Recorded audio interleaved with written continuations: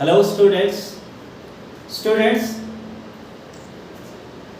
आज हम करने जा रहे हैं दोबारा से क्लास 10th का मैथ, जो कि एक्सरसाइज हम कर रहे हैं 1.2 और चैप्टर का नाम है रियल नंबर। तो एक्सरसाइज 1.2 के हमने 3 क्वेश्चन सॉल्व कर लिए हुए हैं। आज हम क्वेश्चन नंबर 4 करने जा रहे हैं। क्वेश्चन नंबर 4 है कि ये कहता है कि गिवन दैट HCF 306 657 इन दो नंबर्स का HCF हमें दिया हुआ 9। ये जो दो नंबर है इनका HCF दे रखा है कितना 9। अगर हम इसने दे रखा है, अगर हम HCF फाइंड करेंगे भी तो भी HCF 9 ही आएगा। और HCF दिया हुआ इन दो नंबर्स का 9, हमने इन्हीं दो नंबर्स का हमने क्या निकालना है, LCM निकालना है। राइट, समझ आया? तो चलिए करते हैं सॉल्व। तो सॉल्यूशन में हमें पता है, वी नो दैट, हम जानते हैं, क्या जानते हैं कि जब हमें LCM निकालना हो और HCF हमें गिवन दे रखा हो तो हम फॉर्मूला यूज करते हैं LCM multiply by HCF equals to product of two numbers है ना, यह हमें मालूम है। तो देखिए स्टूडेंट्स, LCM हमने तो निकालना है ना, फाइंड LCM तो हमने फाइंड करना है, बट HCF हमें कितना दे रखा है इन दोनों नंबर्स का 9। तो देखिए LCM मल्टीप्लाई बाय HCF, तो HCF कितना दे रखा है 9, तो HCF की जगह हम लिखेंगे 9 और प्रोडक्ट ऑफ टू नंबर्स। कौन से टू नंबर्स? ये जो टू नंबर्स हमें दिए हुए इनका प्रोडक्ट करेंगे। ठीक है, तो चलिए करते हैं 306 मल्टीप्लाई बाय 657। ठीक है स्टूडेंट्स, LCM हमें निकालना था, HCF हमें दे रखा हुआ है इन दो नंबर्स का 9, तो HCF हमारा 9 है और प्रोडक्ट ऑफ टू नंबर यानी इन दो नंबर्स का हमने प्रोडक्ट करना है। ठीक है, तो चलिए करते हैं। LCM हमने फाइंड करना है, तो ये जो 9 है, ये 9 जो LCM के साथ मल्टीप्लाई में है ना, तो जब भी कोई चीज मल्टीप्लाई में हो तो आगे जाकर हम उसको डिवाइड में ले जाते हैं, है ना। सपोज यहां पर है 2x इक्वल्स टू 10। अब 2 और x के बीच में कोई साइन नहीं है, ना मल्टीप्लाई है ना प्लस है ना माइनस है, कुछ भी नहीं है। जहां कुछ नहीं है वहां पर क्या है, मल्टीप्लाई है। ठीक है, तो जब मल्टीप्लाई में हो तो ये जो टर्म होगी ये डिवाइड में चली जाएगी, है ना। तो सेम यही यहां पर भी यही प्रोसेस हम करेंगे कि LCM मल्टीप्लाई बाय 9 जो है ये कहां चला जाएगा, इसके डिवाइड में चले जाएगा। 657 डिवाइडेड बाय 9। ठीक है, अब देखिए 9 3 27 और 3 बच गया 36। हाँ ठीक है, तो देखिए हम 9 का आगे देखेंगे तो 9 1 से 9, 9 3 से 27 और 27 तो कितना बच गया, 3 बच गया और 3 चला गया 6 के साथ, बन गया 36। 9 4 से 36। तो अब देखिए LCM कितना आएगा हमारा 34 मल्टीप्लाई बाय 657। तो LCM क्या होगा, इन दोनों को हम मल्टीप्लाई करेंगे। ठीक है, इन दोनों टर्म्स का 34 और 657 का हम मल्टीप्लाई करेंगे। तो चलिए करते हैं, इधर साइड पे देखते हैं क्या आता है आंसर। 4028 करेंगे 2, 4 5 से 22, 22 करेंगे 2, 4 6 से 24 और 26, 3 7 से 21, 1 करेंगे 2, 3 5 से 15, 15 2 17, 7 करेंगे 1, 3 6 से 18 और 1 19। तो ये हमारा कितना आया 2 2 2 2 3 3 8 2 2 3 8। ठीक है स्टूडेंट्स, बहुत इजी क्वेश्चन, बहुत ही सिंपल सा क्वेश्चन। हमें HCF दे रखा था दो नंबर्स का 9, हमें इन्हीं दो नंबर्स का LCM निकालना था, तो हमने यहाँ पर ये टर्म यूज की LCM multiply by HCF equals to product of two numbers. LCM हमने फाइंड करना है, एचसीएफ हमें दे रखा हुआ है 9, तो एचसीएफ की जगह हमने 9 लिखा, प्रोडक्ट ऑफ टू नंबर, ये जो दो नंबर हमें दे रखे हुए इनका प्रोडक्ट करेंगे, 9 यहाँ पर हम डिवाइड में ले गए, कैंसिल आउट किया, जो भी बचे इनको मल्टीप्लाई किया, तो ये हमारा जो है एलसीएम आ गया फाइनल। तो होप कि आपको ये क्वेश्चन अच्छे से समझ आ गया होगा। बढ़ते हैं हम नेक्स्ट क्वेश्चन की तरफ। तो students question number 5 exercise 1.2 class 10th का जो चैप्टर रियल नंबर है। तो क्वेश्चन नंबर 5 सॉल्व करेंगे। क्वेश्चन नंबर 5 है check whether 6n can end with digit 0 okay for any natural number n।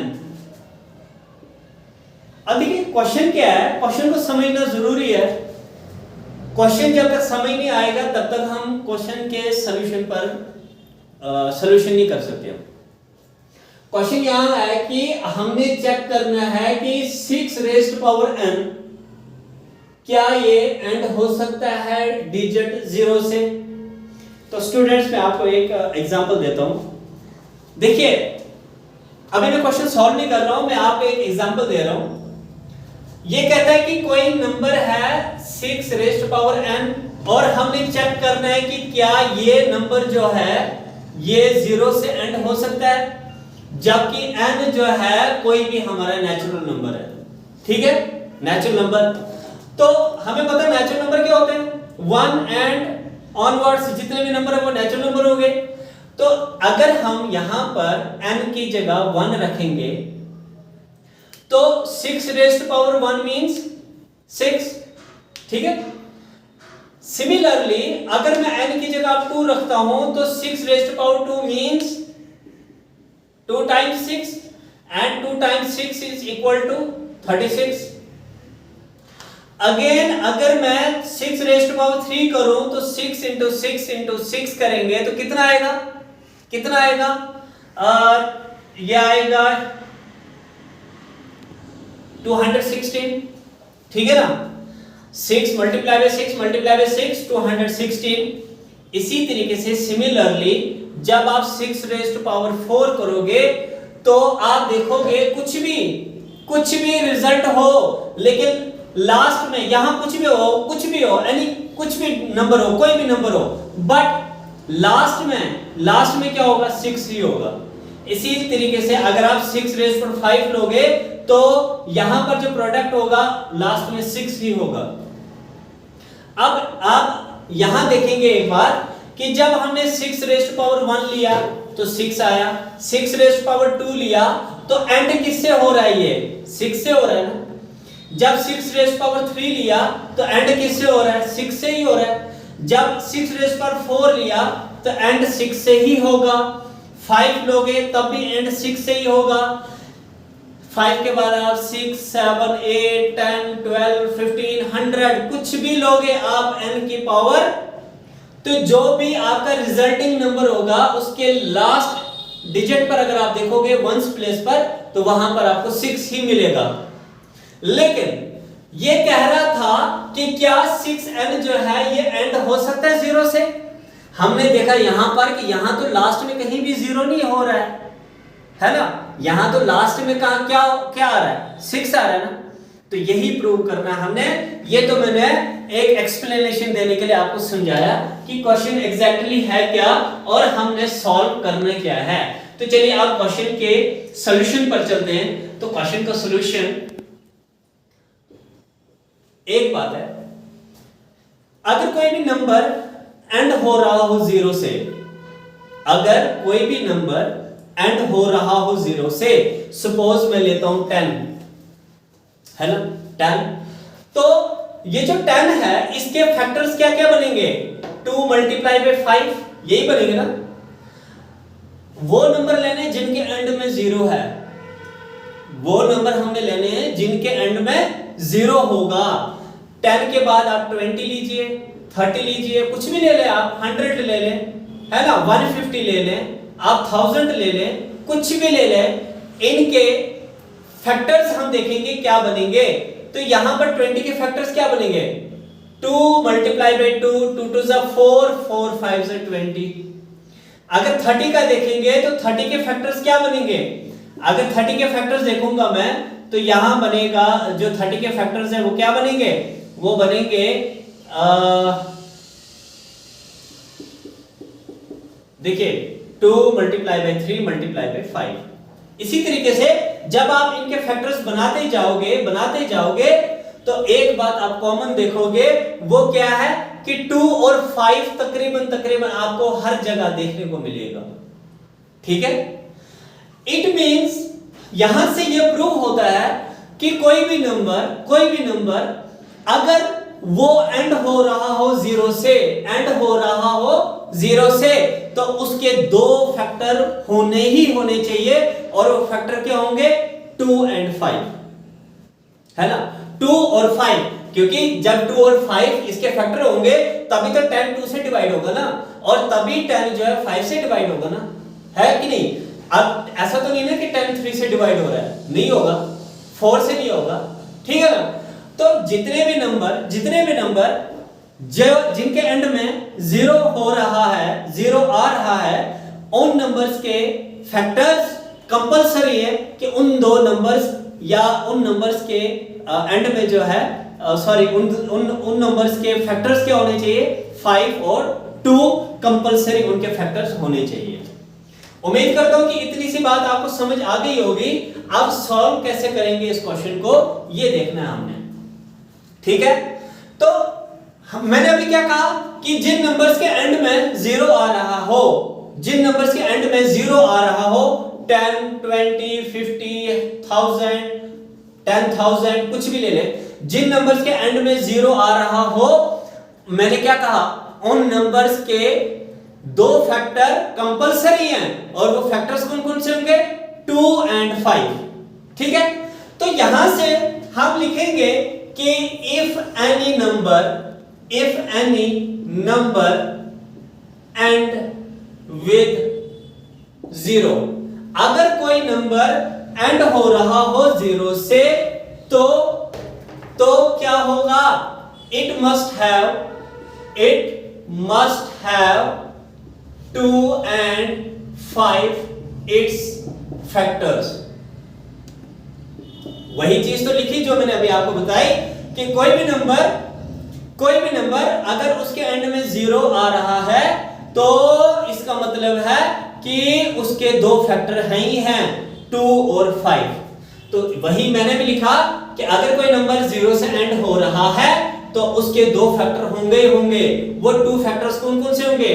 2 and 5, ठीक है ना? अब देखिए, अब अगर हम 6n की बात करें तो अब लिखेंगे हम फैक्टर्स ऑफ 6। तो अगर हम 6 के फैक्टर्स देखेंगे तो 6 के फैक्टर्स क्या होते हैं? 2 मल्टीप्लाई बाई 3, है ना? जो 6 के जो फैक्टर्स होंगे वो क्या होंगे? 2 मल्टीप्लाई बाई 3। लेकिन कंपलसरी ये है कि जो नंबर्स एंड होंगे 0 से, उनके लिए कंपलसरी क्या है कि उनके फैक्टर्स बने चाहिए 2 and 5। लेकिन 6 के जो फैक्टर्स है वो क्या बन रहे हैं? 2 and 3, यही बन रहे हैं ना? 2 and 3 बन रहे हैं ना? लेकिन 2 तो आ रहा है फैक्टर इसका, लेकिन 3 तो चलो है, लेकिन साथ में और क्या होना चाहिए था? 5 होना चाहिए था, तभी वो एंड हो सकता था 0 से।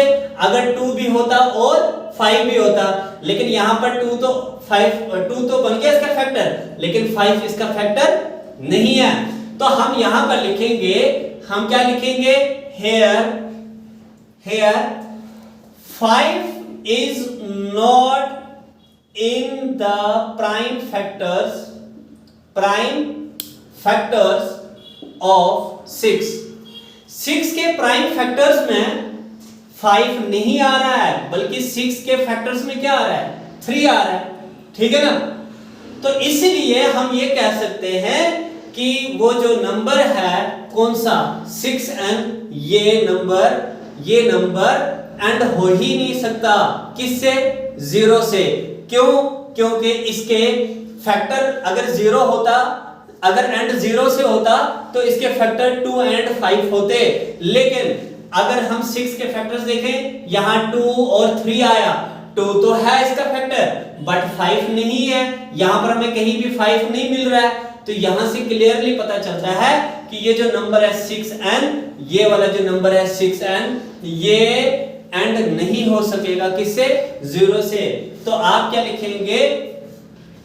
आप क्या लिखेंगे कि so 6n cannot end with the digit 0। क्यों नहीं हो सकता? because 2 is its factor but 5 is not in the factor of 6। 5 के फैक्टर में 6 नहीं है, इसलिए जो है ये 6n जो है ये एंड नहीं हो सकेगा किससे? 0 से। तो स्टूडेंट्स होप करता हूं कि आपको ये अच्छे से समझ आ गया होगा। तो अब नेक्स्ट क्वेश्चन की तरफ बढ़ते हैं। तो स्टूडेंट्स क्वेश्चन नंबर जो 5 है ये हमने सॉल्व किया। क्वेश्चन नंबर 6 एंड जो आगे जितने भी क्वेश्चंस हैं वो नेक्स्ट वीडियो में मैं डिस्कस करूंगा, क्योंकि नेटवर्क प्रॉब्लम होने की वजह से जो लंबी जो वीडियोस होती है, जो लेंथी वीडियोस होती है वो अपलोड नहीं होती है। तो अभी हम क्वेश्चन नंबर 4 और 5 ही रखेंगे इस वीडियो में, तो नेक्स्ट वीडियो में हम बाकी क्वेश्चंस सॉल्व करेंगे। Thank you so much, have a nice day.